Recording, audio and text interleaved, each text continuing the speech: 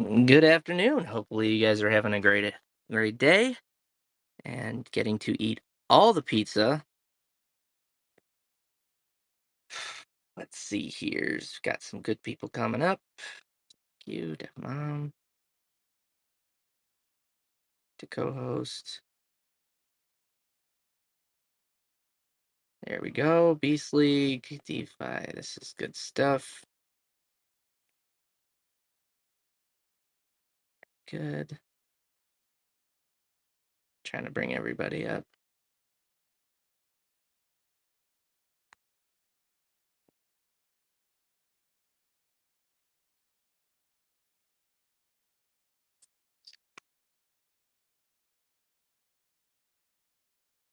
Okay. I think we got just about everybody in here. Might be messing like OBS, I think, and maybe that mindless. And I think we should be good. But we'll just get started if everybody wants to introduce themselves. Who would like to go first? I'll jump in. Sounds good. Go ahead. How's it going? First off, thank you guys so much for having us all up here. I'm sure I speak for everyone when we really appreciate it. This is Pistachio Fire behind the account. This is B Smokes. My account's down below. At Pistachio Fi, we are building a superior, high quality on chain experience for you guys. When you think a mixture of Venmo and American Express, all built into one decentralized mobile first wallet. We've integrated all of the most cutting technology, multi-party computation, account abstraction, gas abstraction, to create a superior experience for the Ethereum ecosystem, onboarding people with over 130 different payment methods direct from fiat to crypto, all on layer 2. And we'll eventually have self-custody, smart contract credit cards, the ability for transaction simulation, built-in whitelist and blacklist, basically to protect users and protect your nut at every level. If You it'd be know all what? right, I go ahead. I went. Oh, I was just gonna say I went on the account last night, and the list just kept going and going and going, and I was like, "Dang, guys do a lot of stuff."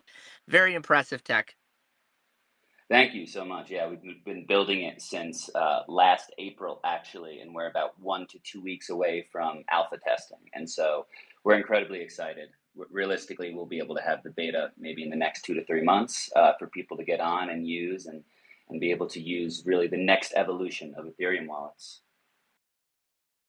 Yeah, and it definitely needs a necessary upgrade, no doubt. Who would like to go next?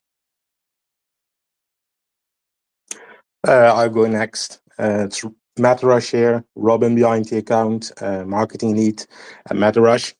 We're a multiplayer battle royale obstacle runner with, I would say, vibrant and chaotic landscapes in the multiverse. So in the game, you basically are racing with others through surreal environments, and you can smash each other. You can use powerful boost. Um, Everything you can find to try to reach the finish line first. It's high energy, action packed, and I think most of all, it's casual and fun at the same time. We're in the alpha stage now. We're doing a play test with community and some selected others. You can find it on our timeline if you are interested in playing a game in that stage. Beta is coming next. I'm not going to say when because I know how product development goes. So I don't want to make false promises, but it's coming. And yeah, I'm excited to be here. Thanks for having me on. Yeah, I'm happy to have you guys here. I'm like honestly, when I looked at the panel, I was like, man, we got like it's freaking stacked. I love it. Um, who would like to go next? I'll jump in here like Sounds good. everybody else. Hi, I'm DeFi Zoo Racer. I'm representing the player gaming blockchain here. What the player gaming blockchain is, it's an up and coming new gaming focused subnet on Avalanche. And we really are looking to improve and revolutionize the Web3 gaming space. Some unique differentiating factors about the player gaming blockchain and the player gaming universe is, even though we are currently on testnet on the Avalanche subnet, once we're mainnet, gamers will be able to play from any EVM chain.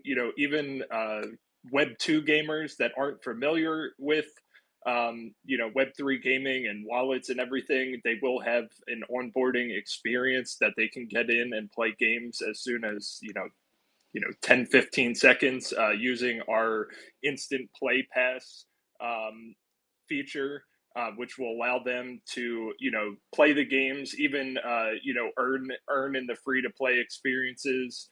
We do have about 3 premier games already in our ecosystem and 3 other Telegram based games. So even once we hit mainnet, it's not like we're not going to have any products ready to go at launch. We do have 3 full games. One's in my name there, Zoo Racer.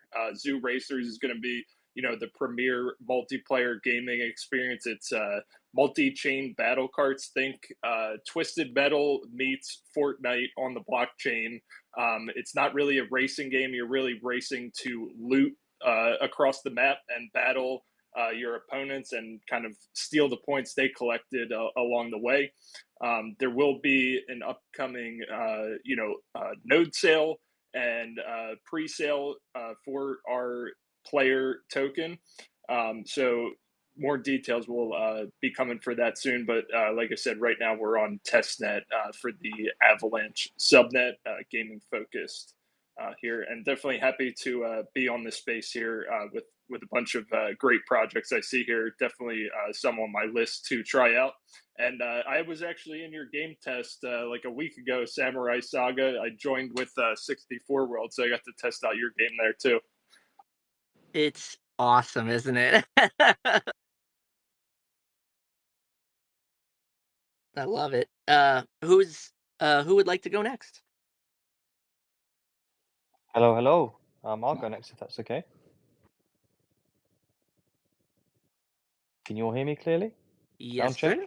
Fantastic. Okay, it's Niz here from Devamon. I'm the managing partner and of Saguni Tech, the studio behind Devamon, and I'm also one of the co-founders. So, first of all, thank you for having us on. It's always a pleasure to see some familiar faces, and always great to be sharing a space with you all. So Devamon, at a very, very high level, is an entertainment brand. It's an entertainment brand that spans across Web3, gaming, and anime. It's got a real anime look and feel to it. And those of you who have tried out our game, Callisto, which is live on App Store and Play Store, will get that vibe. It's all about the fun, all about playing entertainment and user experience. It's one of the few Web3 mobile games built on Unreal Engine 5. Really nice graphics, really nice interface, available on mobile platform just to allow everyone to be able to join in and play, because most of the gamers were on mobile, and that was a conscious decision we took as the starting point. But of course, we're going to be crossplay as time goes by. The alpha version is already out. It's live. Beta coming. Again, like the previous gentleman, I'm not going to commit to any dates and definitives, but we're probably looking at towards the end of the year. It's pretty much got a Web2 look and feel in terms of how you play the game, how you onboard within the game, with all the Web3 stuff, all the cool Web3 stuff that we all know about, kind of hidden in the background. Thank you all for listening, and please check out our game and see what we got. And yes, I'm.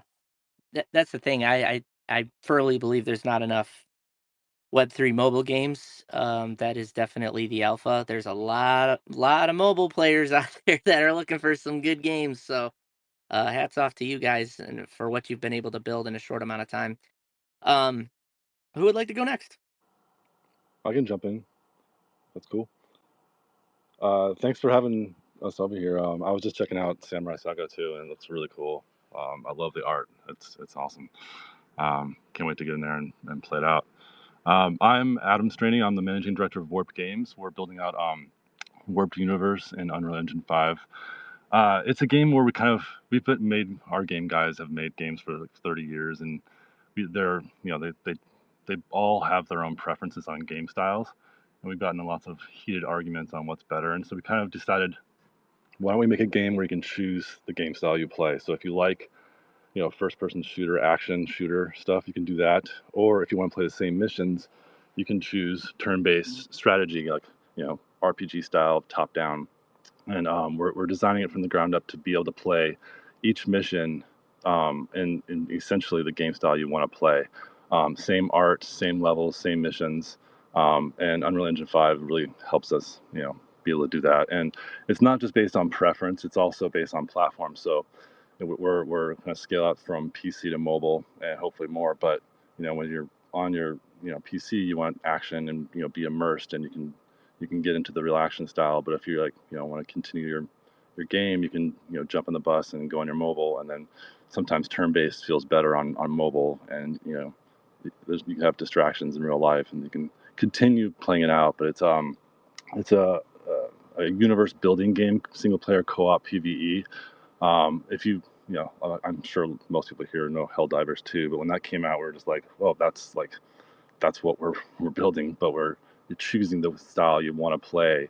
And we really want to make a space game that's like not looking like any other kind of game out there. Like lots of space games are, it's just black space, gray ships. This is more diving into, like, if sci-fi is based, you don't know if it's the outer space or if it's in your mind. You go through a portal and it reads your mind, and you're kind of left in the mystery. And as the lore builds out and the history builds out of the game, it kind of goes into, like, maybe you actually aren't in outer space, maybe you're in the quantum realm or in your mind. We want to make it super psychedelic, and so if there's a screenshot shared, everyone knows it's the Warped Universe. And the environments all react and change depending on players' actions and what factions they choose. It's a big balance between light and gravity, and if you choose light side, visuals get crazy, your visions get crazy. If you choose the gravity side, which is like gravity weapons and assets and items, the environment starts destruction, tearing apart, and players have to kind of keep this balance going to build out the universes. And if they can't keep the balance, then at the end of the season, the solar system might blow up, and then you have to restart again to the next season. And every season's based on different species, different environments, and token holders are able to vote on seasons, themes, lore, characters, styles, weapons, and stuff. And so we want to, turn the community into, like, help guide us on our roadmaps and our styles and designs, and make it as community based as possible. But with our, stellar game team being able to implement it. It's very clever. I have to say that the balance almost sounds like my experience in Web3. You're always trying to, like, balance your personal life with Web3, and you kind of lose a sense of reality sometimes. Yeah. It's like a But sleeping. yeah, I like that. That's very original. Oh, thanks. I appreciate it. Yeah, it's been fun building it out. Who would like to go next? I think it might be Don't myself. be shy. Oh, someone else want to go? I'm happy to do it. Absolutely. Let's go. No worries. First up, look, thanks for having us here on the space. It's great to be here with all these exciting projects and passionate game designers. Love to see it. I'm super excited to be sharing with you guys some information about Soulbound. My name's AI Mansbridge. I'm the co-founder of Soulbound. I've been in blockchain since 2017, and we've been building Soulbound for the last 3 years. My account's down below.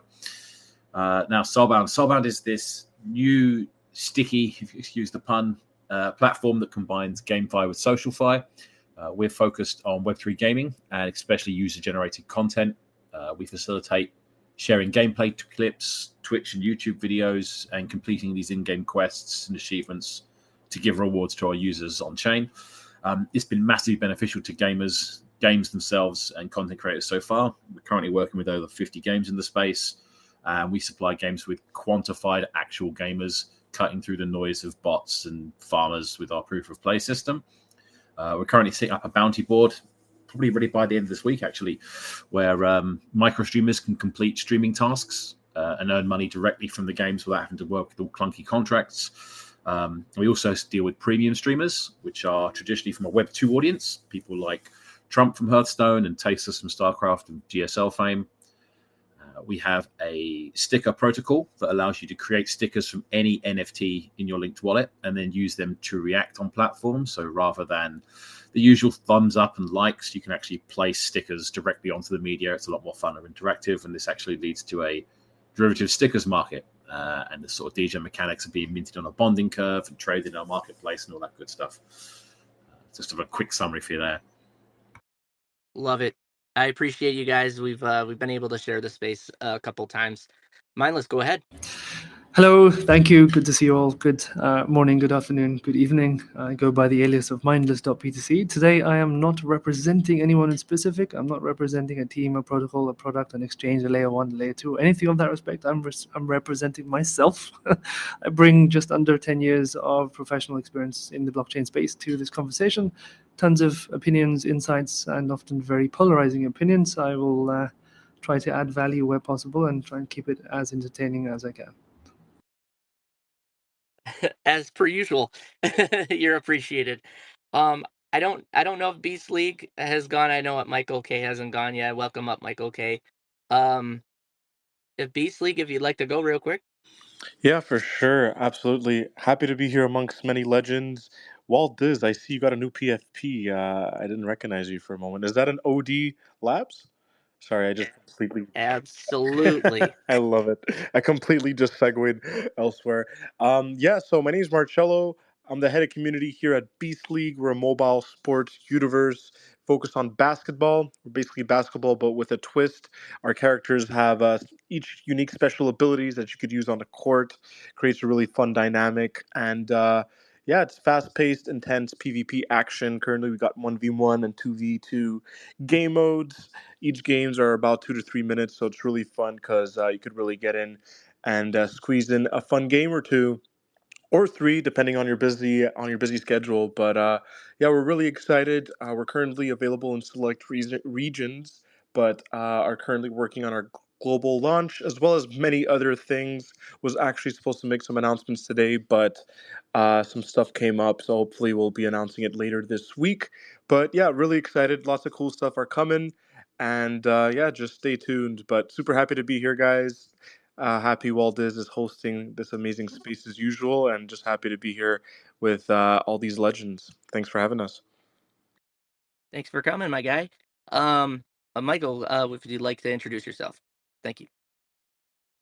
GM, I hope everyone is doing well. Thank you, Walt Diz, for the invite. Awesome to be up here, as previously stated, with a bunch of legends. Let's fucking go. My name is Michael K. I'm the partnership director for WalletGuard, and we have the tools and educational resources, all open source, all free, to help you protect your crypto. Let's change the landscape of the space, guys. Let's make sure that projects as well as members are keeping their security first and making sure that the hard-earned money they're bringing into the space is kept safe and that we're all benefiting in the end. Let's fucking go. Don't want to raw dog Web3. Exactly. Do not raw dog the blockchain. Use WalletGuard. Let's go. Well, I think everybody's gone. Is there anybody else? I think that was it. And we can get started. If you can, if possible, try to keep your comments to about 30 seconds or less, just because we got a lot of speakers, and I want to make sure the conversation's moving forward. As we start off, the title's Hot Games, Cold Wallets. Most of us are in the gaming space, but there's nothing worse than losing all your data on a game that you've lost, that you've put countless hours into. We've all been there. I lost my Elder Scrolls data. That was like 350 hours. I thought I was gonna die.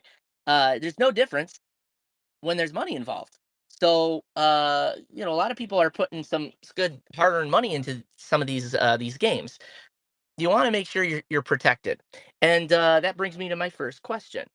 As Web3 games become more widely adopted, how will we protect our assets without disrupting the gameplay experience?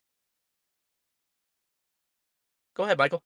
Yeah, I think a lot of this has to do with like Web 2 before you Web 3. So, for example, there's a lot of security defaults that people aren't thinking of when it comes to simple things like an antivirus or an ad blocker. You know, an antivirus can go such a long way, especially with what we've seen in the past 6 months with people constantly getting and dealing with malware, password stealers, Trojans, thinking there's a free game test or a beta invite to an Unreal Engine 5 game, and they end up compromising their device or their assets in between because these threats bleed into Web 3. So I think thinking about security first, how do we Web 2 before we Web 3, and keeping that security layer there, I think is going to be super important, especially for, onboarding. If we're onboarding people into the space, we got to talk about security in some way. Otherwise, we're setting them up for failure. Absolutely, I couldn't agree more. Go ahead, Pistachio. Just so you know, I couldn't hear Michael, so if I happen to repeat anything that he just said, I apologize. So one of the biggest things in how wallet technology is going to basically to increase the security of gameplay while decreasing the amount of interruptions you have is through account abstracted wallets, specifically through what are called session keys. And so when you have an account abstracted wallet, it's a smart contract wallet, right? Instead of the classic EOA, you launch a smart contract, and that lets users be empowered with new types of automation, which is what Pistachio Wallet is going to make our default wallet a smart contract wallet. And then when, at least Ethereum-based games, when they enable this thing called session keys, what it does is you sign in through your wallet. When you sign in, you give access to the wallet or the access to the game for your wallet for a predetermined amount of time, which it could be 10 minutes, 30 minutes, 1 hour, few hours. And during that time, you don't have to repeatedly sign things, right? It knows that you're the owner of your wallet, and instead of having to do multiple signatures, especially with a hardware wallet, which would be a complete pain in the ass, right? Because if you have to type in your PIN and sign every time you need to make a transaction in a wallet, it really disrupts the game flow. And so session keys are going to be pretty revolutionary when it comes to this idea of seamless game flow without really needing to keep going back to signing your wallet every time.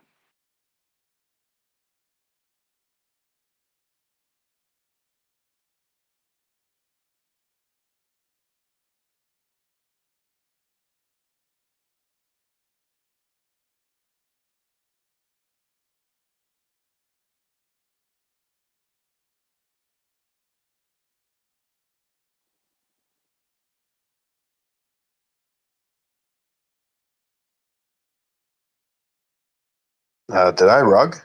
No. Or I think it's a stupid Bluetooth. I'm sorry. I'm like juggling two phones with Bluetooth trying to connect to like everything under the sun. Okay, sorry about that. Go ahead, DeFi.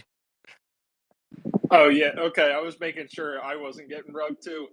So speaking about getting rugged, I have to, go back to the basics. Like I forget if it was Michael.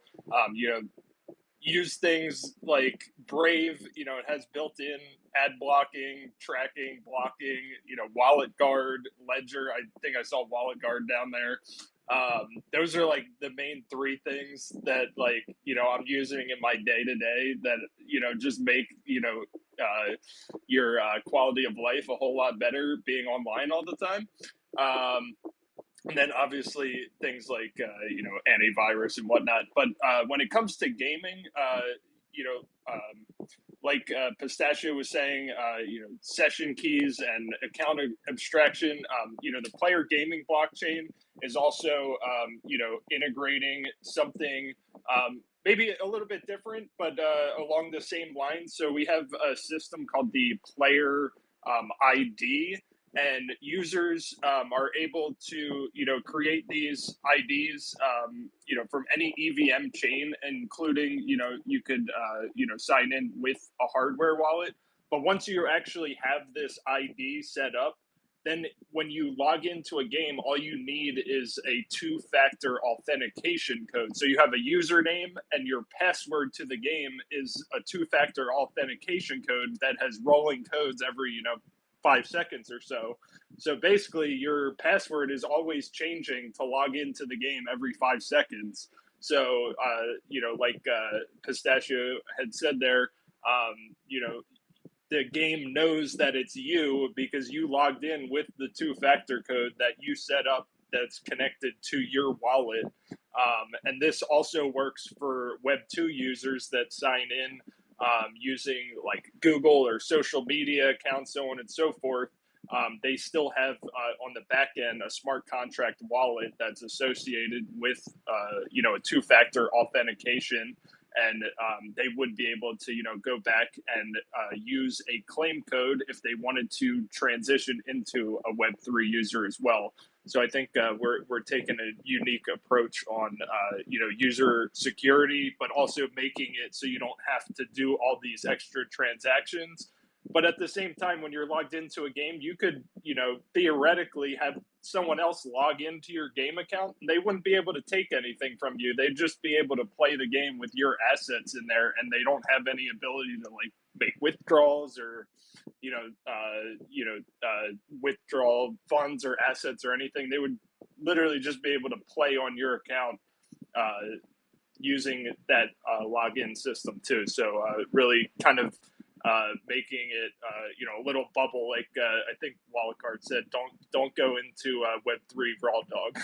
I like that one. It's true, and that's the thing. A lot of people don't know, me included. I didn't know this, but like when it comes to 2FA, if it's tied to your phone number, someone can SIM swap you, and that's not good. It's good to have it logged in with an email account. Am I correct on that, Michael? So we don't use any two-factor SMS two-factor. Just to clarify, it's only authenticator apps and so on and so forth. So we do not use SMS at all. Yeah, definitely want to stay far away from SMS. I think what a lot of people don't realize, though, is that at some point they've set up an account recovery method with their mobile phone number or used it as a two-factor method, and they actually end up over time never removing it and adding another method, so it still leaves it as an attack variable. And they also don't realize that if they usually have it in two places, it can be used as 2FA, and it could also be used in your account information as a recovery method. So sometimes people don't use it as a 2FA because, of course, you don't want to use SMS 2FA. It's very insecure. You want to use software or hardware-based 2FA like the DeFi Zoo Racer was talking about. But the concept here is that, for example, if you have your phone number in the account information area in the settings of your Twitter account, it renders your 2FA and your password useless. You have to remove your phone number from anywhere that it is in any account that you're using, because being SIM swapped is something that's out of your control. That means that someone that is socially engineering someone at the phone company into thinking that they are you, and now they have access to your phone number, and guess what you have your phone number attached to? Your Gmail, your Twitter, your other accounts, your social networks. They can use your phone number as an account recovery method unless you simply go to the settings and remove your phone number from anywhere that it is. It's that simple. And people still don't do it. It's just human nature to not care until it's too late. That's the most unfortunate thing. There are people in the audience. There's people that are going to be listening to this recording, which, by the way, if you haven't shared or reposted the room, please hit that box at the bottom right. This is a lot of security alpha that we're dropping here. But even people that are going to be listening to this recording later on, please be proactive about your security. We're all in this space together. Do your followers trust you enough to know that you took the 2 seconds to go to your settings and remove your phone number so you don't get SIM swapped? So we don't wake up tomorrow seeing you dropping drainer links on the timeline. Let's be proactive about it, guys.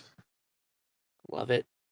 It's true. And it was funny, you had posted something. This was probably 2 months ago. You're like, I swear to God, I'm going to SIM swap you if I've talked to you and you haven't removed your phone number from X. And I literally was like, oh my God, I literally have it still in there, and I literally removed it like immediately. Well, look, that's the thing. Like, you got to get to a point where you like have to scare people into being secure, which is unfortunate. But I would never SIM swap somebody. But that's like a statement that unfortunately has to be made in order to get people to take the 2 seconds to do it. It's crazy. Michael, I love it, man. You should be my personal trainer as well. Maybe I go to the gym then. Let's go, man. Yeah, no, this is a good Love it. strategy. I'm gonna have to do the same to my friends that aren't using cold wallets. I'm just gonna blackmail them into doing it, and that are of that still have their phone number in their phone. I like this strategy, Michael. We're gonna do this from now on. Oh Michael, yeah, man.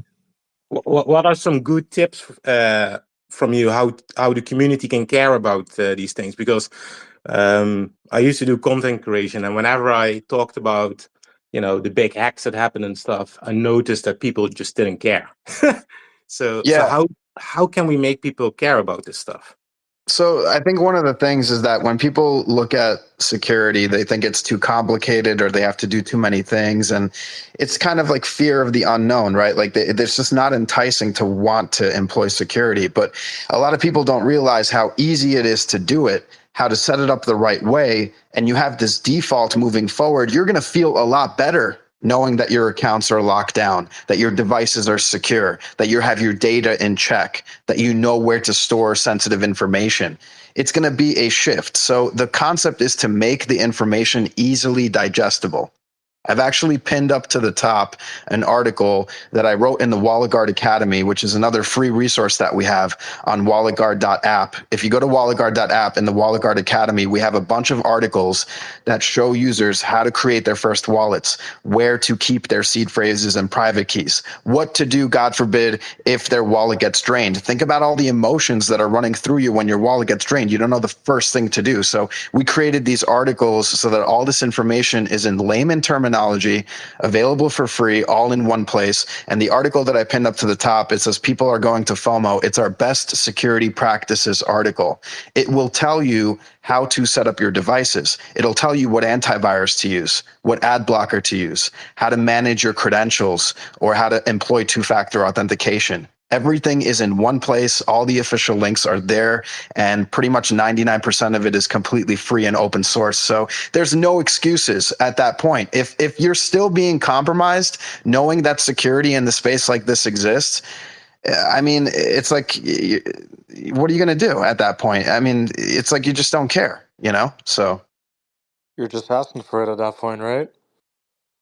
pretty much, man. It's an open door, and it's like this scenario, like, and this is generally happens with the older generation. When I see that they have a smartphone and that, for example, they don't have a lock screen password on their phone, and I tell them, what happens if you were to lose the phone or someone were to steal it from you, and they say, oh, there's nothing important on there, and then they give a little chuckle afterwards, and I say, oh, okay, let me see your phone real quick.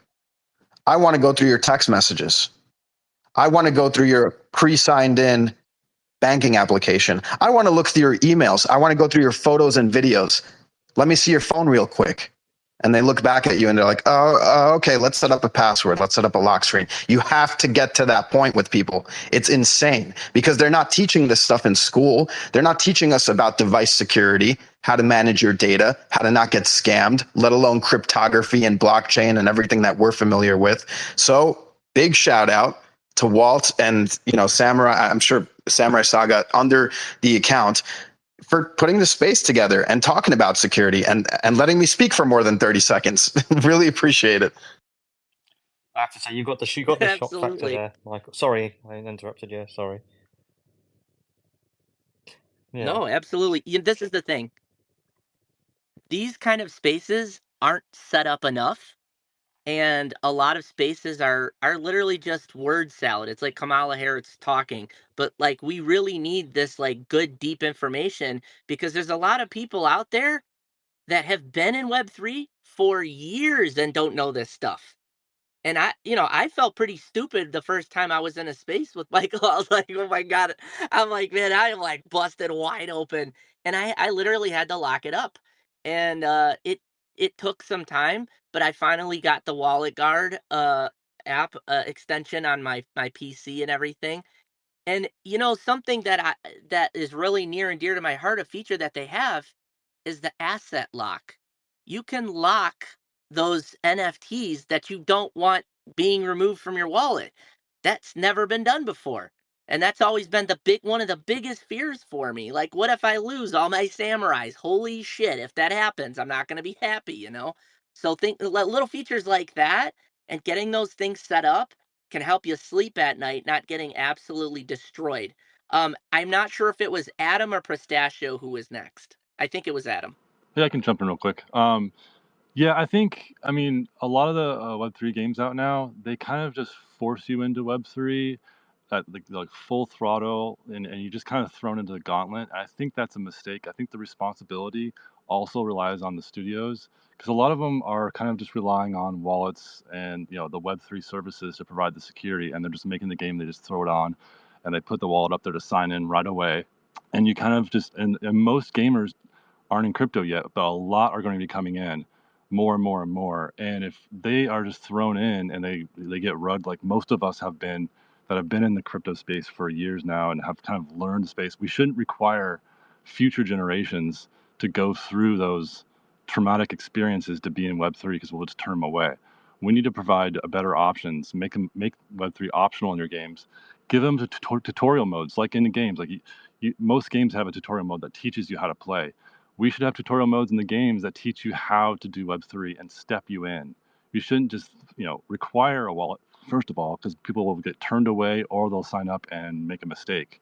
You should let them play the game, optional Web2 or Web3, and then ease them in and educate them on the way. It's up to us to educate these people, because they're going to turn away and we're just going to see news article after news article of scams and rugs and it's just never going to be, it's going to be a never-ending negative media sprawl until all of us do our part to make it a positive experience. I mean, we shouldn't rely on the blockchain guys or the Web3 guys, that the the wallet guys, to make the security. The studios need to do it too, and there's gonna be a lot more studios adding on Web3, and you can't just add it on and require it. You gotta do your part. Everybody has to do a part on this. Amen, brother. I couldn't agree with you more. And that's the other thing. Are we approachable in Web3? Are we coming off like pretentious assholes? That's a huge problem. There are certain communities, I'm not going to name, it's not even worth my time, but there's certain communities that really are off-putting to people that are new in the space, that are really craving for some information, and they're almost terrified to ask Yeah, questions because of the backlash they receive from certain communities. exactly. So I think it's like we can really set the bar high for newcomers that don't know what they're doing, and they can really be um, open-minded to really joining and taking the safety protocols seriously, and be like, well, this was the one of the first things I learned, so it's got to be important, right? Not fire, aim, shoot. Like we really got to be prepared first. Pistachio, go ahead. All right, you guys can hear me fine, right? Okay, excellent. Wanted to riff off some of the stuff that Michael was talking about. Great talk, by the way. Unfortunately, I couldn't hear Adam this time, but I'm sure it was, judging by the emojis, you were saying some great facts. So based off what Michael was saying, right, and this comes down to SIM swapping. We've actually built a way to sign in with SMS without the fear of being SIM swapped. And I think, Michael, you would be super interested in what we got going on here. And so we use multi-party computation. For anyone who's not familiar with that, it's basically sharding of your private key. So what Pistachio does is we turn your mobile wallet into a hardware wallet. And how we do that is we save your private key into the secure enclave within your mobile phone. And then for recovery, what we do is, and so that makes it, right, so only someone with your phone can get your wallet. They can't sign anything without being physically with your item.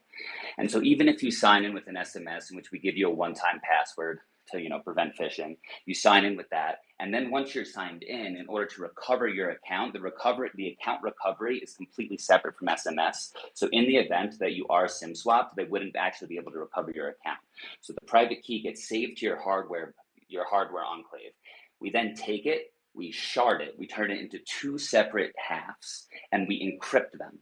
One half goes to your personal cloud, which has a password, right? Your cloud password is completely separate from both your SMS as well as your email sign-in. And so that independent password adds another layer of security. We then put the other half of the shard into our database, which is also encrypted. And so in order to recover that, you actually need the Face ID in which you register when you sign up with our account. And so basically, without having all three elements of your SMS, or email, we recommend email because it is safer, signing in with that, then you need the separate password for your cloud account to recover it. And you need your Face ID to recover the enterprise side in order to fully recover your account, which makes it very easy if you're you, right? If you're you, it takes 30 seconds, less than a minute, to be able to actually sign in, recover your account, create your account, right? With all this awesome technology. And in the event that somehow, let's say the event that you're SIM swapped, or even our database is hacked. If our database is hacked and they somehow get your private key, the shard of the private key, and they somehow decrypt it, so they somehow figure out the decryption code, it's still useless. That hash of the key is absolutely useless unless you have both halves. And so we're implementing a new age of security that goes beyond hardware wallets, that makes it easy enough, that improves the user experience so that it is mobile first in a mobile first world. And just improving the user experience to be able to easily create an account within 30 seconds, recover their account within 30 seconds. While if it's you can recover your account, right? If it's not you, good luck. I love it. That's the thing. Make it hard for them. I want to see hackers get mad. That's the greatest thing in the world. If you've ever watched a video of a hacker getting mad, they're like, "Do not redeem. Do not redeem." It's the funniest freaking thing I have ever seen in my entire life. And the guy's just dying laughing. He's like, "Oh, what? Oh, hold on. I think I just redeemed." "No, stop." And it's like he was on the phone with them for 10 I hours literally and he's saw that like, video on YouTube. It's so funny. dude, it's so funny. But it's like he's doing God's work because this guy for 10 hours can't be scamming other people. He thinks he's scamming somebody, but he's not. He's not scamming anybody. He got scammed. This is great. Um uh was it mindless or DeFi next? Oh, I don't see Mindless's hand there, but Oh, okay. yeah, I just wanted to chime in. I think Michael said, yeah, they don't teach you this stuff in school, and just wanted to throw out the idea that the schools are probably the ones getting ransomware attacked and paying Bitcoin because they get wrecked. So yeah, they're definitely not teaching this in school. Maybe there's a good egg, some kind of computer science teacher or something teaching some of these topics, but definitely not in Web3. Definitely liked what I heard about the multi-party computation from Pistachio-Fi. I'm pretty familiar with that. I'm also an ambassador for WanChain, which uses multi-party computing for their bridge technology. They've been up and running for about 6 years and over $1 billion in volumes with zero hacks. A lot better than you could say for a lot of the bridges out there that are new and upcoming or have already been hacked, or game bridges getting hacked and so on and so forth. So definitely a powerful technology when implemented the right way. And just wanted to say too, like me being I'm an admin in quite a few different Telegram and Discords, and really for me the biggest thing is when you see it day to day, and like you see people getting wrecked, like, oh, I like entered my information on this website, you start to get this like fire inside you that you're like, I can't see another person get wrecked because it's hurting me. Like that's the way I look at this topic. It's like an empathy thing where like I feel these other people's pain and I don't want it to happen again every time I see it. So that's just the way I look at it. Yeah, and I mean, in all reality, no one wants to see someone else get wrecked because it's like they themselves understand how bad it would be, but you really don't until it happens, and you go into full-blown panic mode. And especially imagine you have multiple games with multiple assets from those games on one wallet. Just because you make a new wallet on one MetaMask with the same seed phrase, it doesn't mean that if they hack into one, they can't hack into the other. So it's like having separate wallets and stuff is very, very important. Go ahead, Michael. Yeah, really quickly wanted to mention on top of what Adam was talking about before with game companies actually caring about security first. I want to give a big shout out to Nifty Island. Nifty Island did it the right way. They actually partnered up with Wallet Guard, with Delegate Cash, and a bunch of other different tools in order to make sure that people were onboarded smoothly and they understood the concept of security. I think to this day, not a single person that's been playing that game has been compromised to the point that we've seen even other, interfaces and backends and hubs being exploited. So it's just amazing that there are some projects out there that put security first. And I think the big problem is that a lot of projects focus on getting a chief vibes officer as opposed to focusing on getting a chief security officer. That's completely backwards. You're having people working very hard to bring their money into crypto and they're investing into your project. And you're only talking about security after people lose their assets. We have to change that. So let Wallet Guard be your project's chief security officer. Let us do a wallet safety session. Let us do a Discord security call. Everything is completely free. You're not paying anything for us to bring this unlimited value, unlimited utility in the form of knowledge to your users. And a big shout out to all the tools that are building in the space. I think we need more developers and more builders and more security products because we need multiple layers of security. We need to have these gaps between security closed by multiple providers working at the same time. This is not something where Wallet Guard looks at any other security tool as competition. We think you should be using Wallet Guard and Pocket Universe and Revoke Cash and Mint Defense. There are all these different tools that are actually helping make this onboarding when it comes to not getting scammed a little easier. And I'm glad that onboarding didn't happen very quickly. Imagine there were 10 times the amount of people in the space and we still kept on seeing the same amount of scams happening. That would be detrimental to people's pockets. So let's give the time for these developers to come in, to build out these tools, and for us to share this information so that when onboarding does occur, hopefully in the next 5 to 10 years, we're not going to see people getting their wallet drained as a rite of passage. It's going to be something that they're never going to have to deal with. Amen. Welcome to the Church of Web3. All right, Mindless, go ahead. The Church of Web3, I love it. I wanted to bring a slightly different angle here, and that's like the human behavior element. And I had to check myself on this about a month ago, listening to Michael in one of the other spaces. I thought, okay, I have 3 laptops. Okay, awesome. Each of them, I use 2 or 3 different internet browsers, and I know I have a MetaMask on each one of those. Don't ask me why. It's been several years. 2 smartphones, so there's several Web3 wallets on each of those. And I thought, okay, well, I've been using some of these for 6 years or more. Let me just go back to some of these so-called burner wallets that I have and see what it's connected to. Like one of them, over 20 different protocols. Most of them are not even live today. These are permissions I'd handed over. Apparently, this was a burner wallet that I was using. Looked in there, and there's $300 or $400 of just stray tokens that I've gotten at some point that were probably worth nothing, but they're worth something now. And I just thought to myself, yeah, I'm setting myself up for failure here. Like across all of these devices on all of these touch points over the last several years, the amount of protocol sites, permissions I've given over and signed to these things that are most likely going to get rugged or exploited at some point, like it's just up for the taking. And this is behavior that I've taught myself wrong, completely bad behavior. It's similar to how you have driving instructors teaching a student. They start with behavior at best to do practices, and they try to get that right from the beginning. And I thought to myself, I've set myself up for a catastrophe. And I know what I would have said. I would have said, it's only a couple of dollars. It's no big deal. But midway through a raging bull market, a few dollars suddenly turns into a handful of dollars, and that suddenly turns into thousands of dollars. But I would have still had the bad behaviors that I never checked.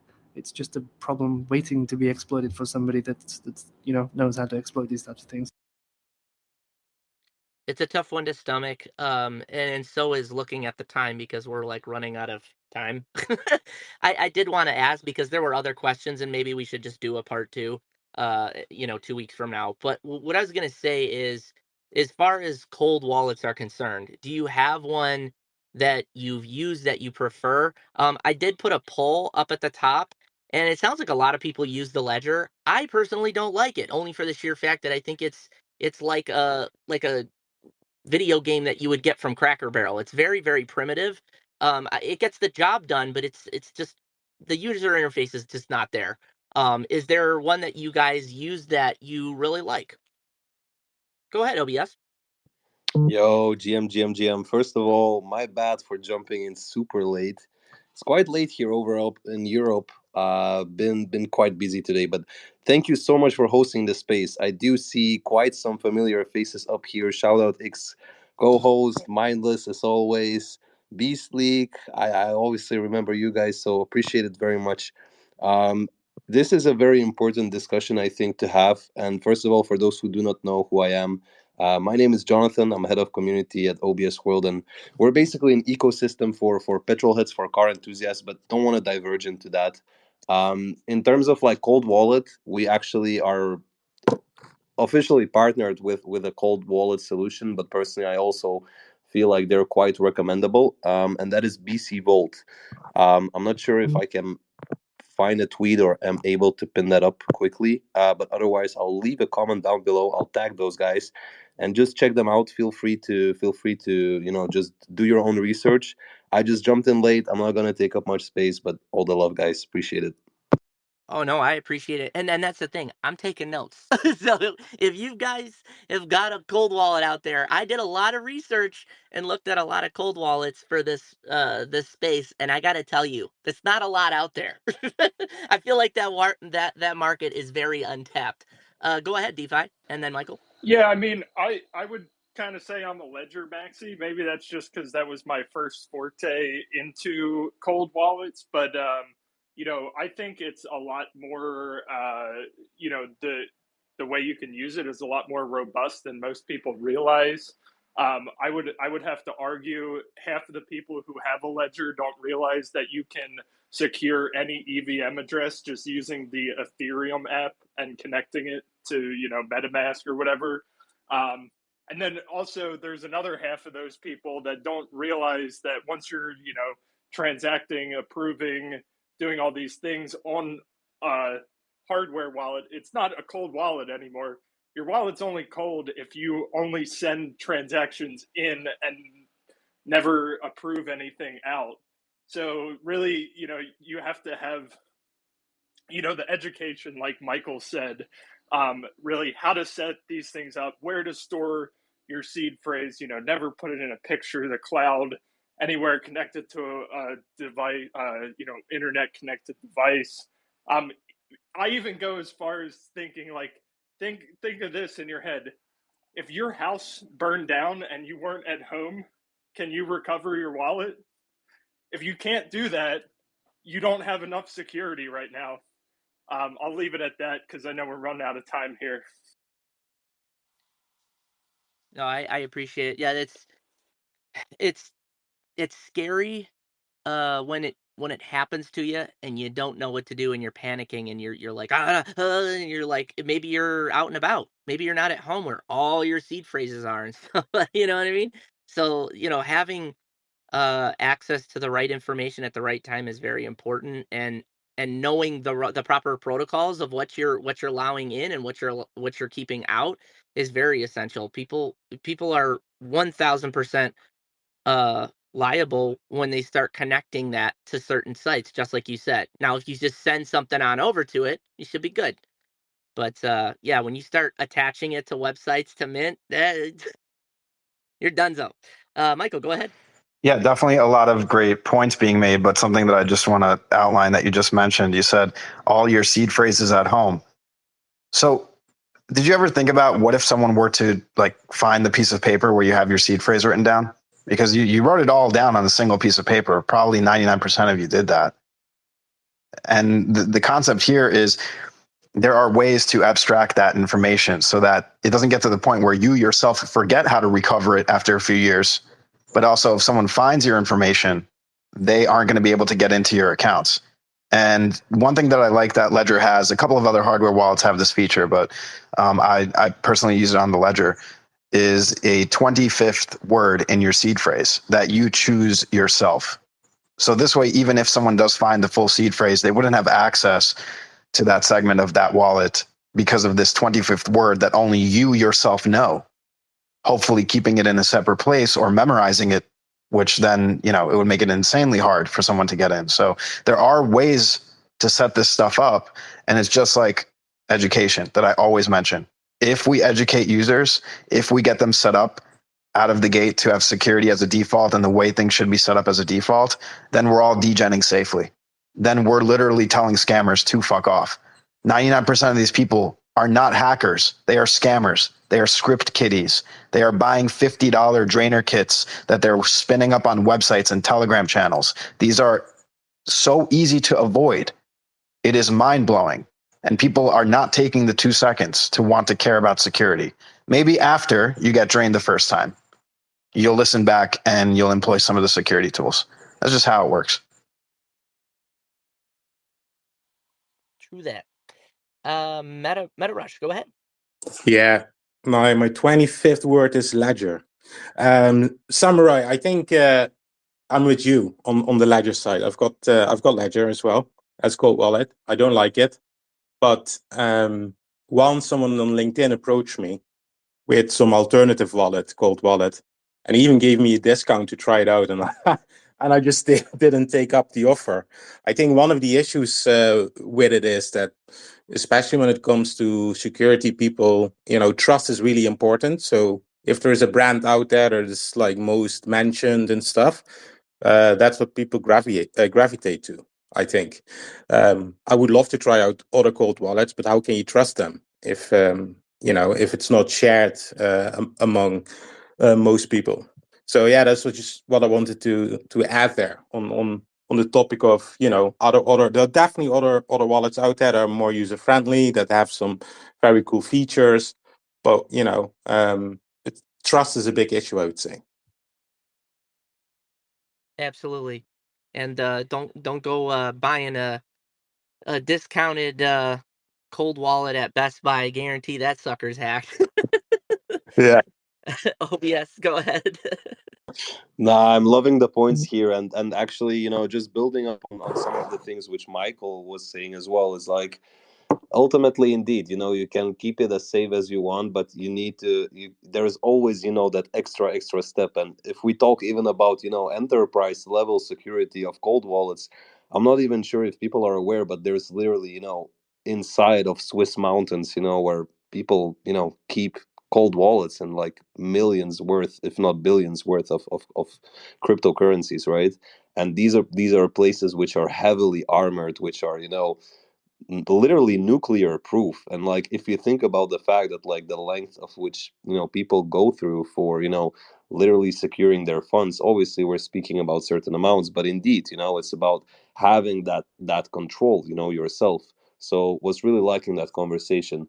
And yeah, I feel like a lot of people here are using Ledger. Guys, I've pinned up the tweet, go and check it out.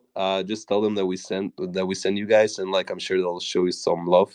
But yeah, loving the conversation. Cheers, Is there a guys. discount? Bro, I Got that cannot 10% promise you, off but like, coupon. Thank you for stopping by. one thing I can tell you, I would much rather go like check out BC Vault than indeed buying some cold storage in Walmart. I don't know why this got hacked. It's like the packaging's all ripped off and stuff. All right, guys. I know ex co-host has got a dip. We did hit the 1 hour mark. I don't know about you, but I would really like to continue this conversation. There's so much more I wanted to go into, and I I think there's more than enough information. We really dabble into a part two, and really explore this conversation more because it is necessary, and I don't want people getting wrecked, and hopefully people really bookmark this and share it with their communities. Maybe it's something that communities can use to to share. I mean, I don't think there's enough safety protocols in most discords when they're going over things. I mean, the fact that Michael and his team are offering to go there and hop on a call and like teach people, that's really really important because it's very easy to screw up. There's a lot of ways to screw up. So, if you can find all the ways not to, that's a good thing. So, I do appreciate everybody stopping by today, and I appreciate your time. if you do get an opportunity to make someone's day better, whether it's the person at the checkout counter or the girl hooking you up with a coffee in the morning, be nice to people. There's enough dickheads in the world. So I appreciate all of you. I want you to have a wonderful evening. And it should be evening just about everywhere by now. We'll be here next week. We do this every Wednesday around 4 p.m. Eastern time. So I thank you all. This was an amazing conversation. I know I learned stuff. I hope you did too. And we'll keep the party going next week. Cheers, guys. See you soon. Yes, guys. Thanks Thanks, for all. having me. Okay. Peace, guys. Thanks, everyone. Bye. Cheers.